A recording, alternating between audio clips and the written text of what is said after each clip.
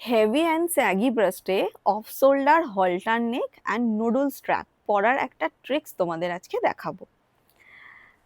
Push up bra for saggy breast and obviously light padded push up heavy ব্রেস্টেও পরা যায়, কোনো অসুবিধা হয় না কারণ প্যাড এক্সট্রিমলি লাইট থাকে।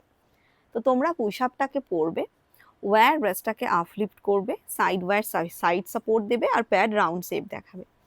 স্ট্র্যাপ যদি ডিটাচেবল হয় বাড়িতে খুলে রেখে দেবে।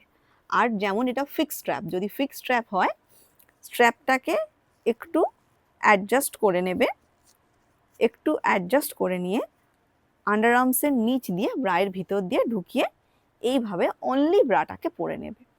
অনলি ব্রাটা যখন পরবে দেখবে তোমার ব্রেস্ট আপলিফট হয়ে যাবে, কিন্তু স্যাগি হওয়ার কারণে এই উপরের পোর্শনটা হালকা বডি থেকে ছেড়ে আসবে। তখন একটা টিউব ব্রা নেবে অ্যান্ড টিউব ব্রাটার প্যাডটাকে রিমুভ করে দিয়ে এই পুশ আপটার উপর পরে নেবে। অনলি টিউব ব্রা কিন্তু কখনোই হেভি বা স্যাগি ব্রেস্টে হোল্ড করে না, নেমে যায়, ডাউন হয়ে যায়। বাট পুশ আপের উপর যখন পড়বে টিউবটা এরকম স্ট্রেচেবল, তো স্ট্রেচ করে তোমার বডির সঙ্গে সুন্দরভাবে ফিট হয়ে পুশ আপটাকে তোমার বডির সঙ্গে ফিট করে বসিয়ে দেবে।